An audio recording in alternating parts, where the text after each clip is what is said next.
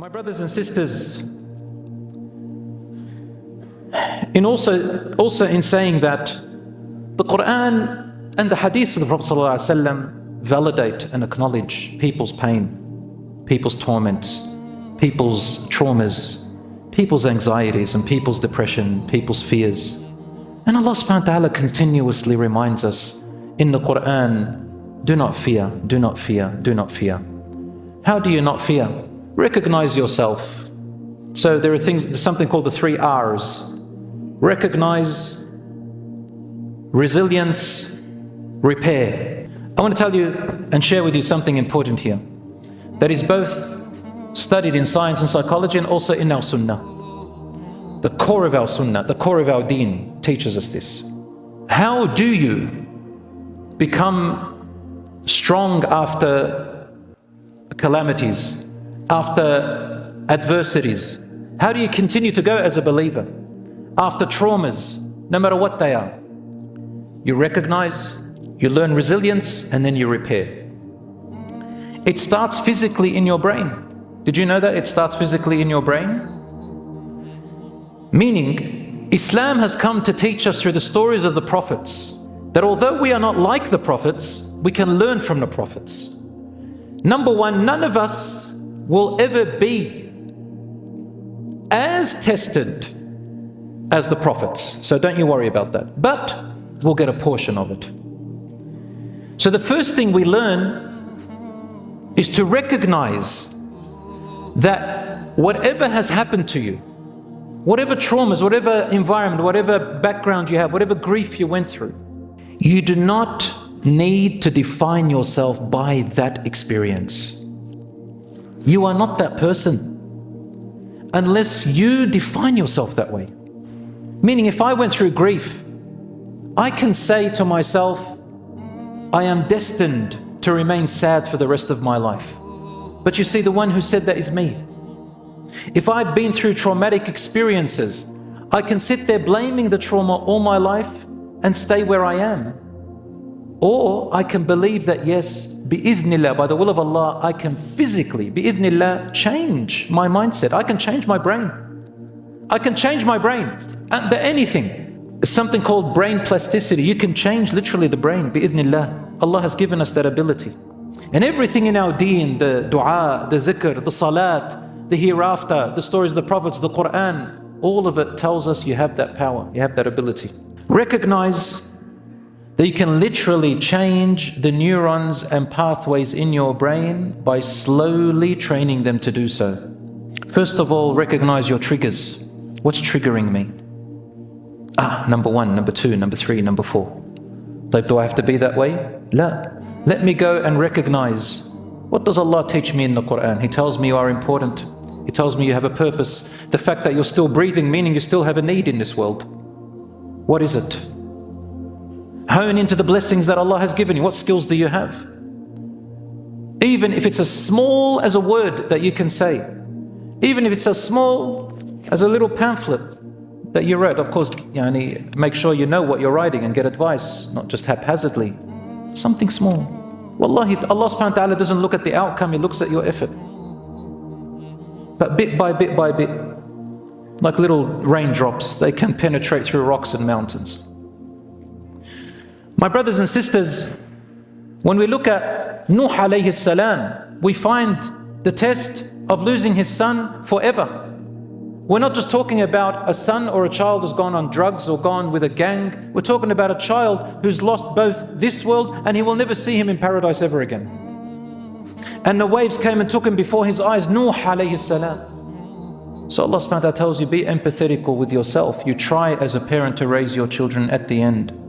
If you can't do anything and you try, don't blame yourself and beat yourself over it. Do other things, look after your other children, keep going. But at the same time, don't give up. But don't blame yourself so you don't be debilitated. When we look at Nuh alayhi salam's wife, she turned on him and joined the enemies too. But it didn't stop him from continuing. Yes, he grieved, yes, he cried, and that's okay. Islam did not come to tell you don't grieve, don't feel the pain, don't try to fight it. But try to add with things that you can do. Why should you deny yourself happiness on the other side? Resilient action that you can put forward to be productive in other ways. It doesn't stop you from doing that. Recognize your triggers and remember that Ibrahim alayhi salam went through trouble with his own father, who told him, get out of my house, and if you stay here I will stone you to death. لأرجمنك, I will stone you to death. وَاهْجُرْنِي مَلِيًّا, get out. He disowned him onto the streets.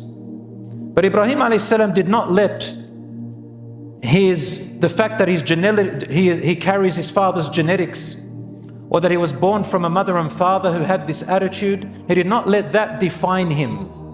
He didn't sit there saying, because my father is like that, I'm going to be like that, I'm doomed. No. He took control of himself and he said, Ya abati, ya abati, ya abati, my dear father, my dear father, my dear father. He would not be like his father. And his words proved it. And in the end, even when he exiled and told him, get out, he said, Sa'astaghfiru laka rabbi. I'm going to ask Allah to pardon you, Dad. And then he said, Inni dhahibun ila rabbi sayahdeen. I'm going to go to my Lord, He will guide me. And I've never been unblessed in my dua to my Lord. He recognized who else is there for him. Allah will never leave you. So do not define yourself with your past traumas. You can change it, inshallah. When we look at Asya, the wife of Pharaoh, she did not sit there saying, you know, that's it, the entire kingdom is against me. She smiled under torture and said, oh my Lord, build for me a house for you. She lost everything, so she gave it up. She said, oh Allah, build for me a house. There's still hope, inshallah. And on Yaqub alayhi salam lost his son and he went blind from sadness. He sat there and said, I'm not going to complain to you, my children. I'm going to go and complain to Allah subhanahu wa ta'ala my sorrow. I don't need you. Yunus alayhi salam in the belly of the big fish, he did not give up. He made a mistake, but he did not define himself by that mistake. He repented. Subhanaka La ilaha illa anta subhanaka inni kuntu min al-zalimin. The Prophet ﷺ said that among the best du'as that will relieve you from any worry or hardship or misery is to say, La ilaha illa anta subhanaka inni kuntu min al-zalimin. My Lord, there is no God worthy of worship but you. How perfect you are. I have been among the wrongdoers. Until Allah saved, and He says, وَكَذَلِكَ نُنْجِي الْمُؤْمِنِينَ. And whoever says this word, believing in it and having conviction in it, we will also treat them in this same way by doing what? نَجَّيْنَاهُ مِنَ الْغَمِّ. We saved him from the claustrophobia. The stories go on and on in the Quran about resilience next. Resilience. You can, insha'Allah ta'ala, change with little bits and pieces of actions. Exercise, changing the mindset, reading from the Quran and trying to learn from the prophets and the direction that Allah subhanahu wa ta'ala told you, having a support network, having people who can share with you optimism and so on. All of this, inshaAllah, can help you along the way. Have you ever sat with a friend where you were speaking your worries and that friend said a couple of words and you go, I never thought of it that way? Sometimes Allah subhanahu wa ta'ala brings you that help. My brothers and sisters, dua is very important, and a lot of people think that dua is only for asking Allah for things. And Allah kindly and gently tells us in the Quran, and when man goes through some adversity, He calls upon us night and day, and whether he's standing or sitting and crying with all his heart, and when we take away the harm away from him, he forgets that He ever called us. He forgets that He ever made dua to us. Allah subhanahu wa ta'ala is gently telling you, why do you forget? As if yesterday He wasn't calling upon us. Remember Allah also in ease. Dua is also talking to Allah. You have someone that you can sit in the night and say, my Lord Allah, my Lord Allah. Wallahi, it has a huge difference. Slowly but surely the brain starts to change. Then you repair bi'idhnillah. Well, that's what Islam came. Then it came to tell you there's hope. You can change. Sometimes we fear the future. We say, my life is worthless. Some people will get to a point where they think, I have to end it. Why? Why, ya akhi? Allah subhanahu wa ta'ala has given you breath, has given you time, has given you youth, has given you strength, has given you blessings. Nothing ever stays the same. Never isolate yourself.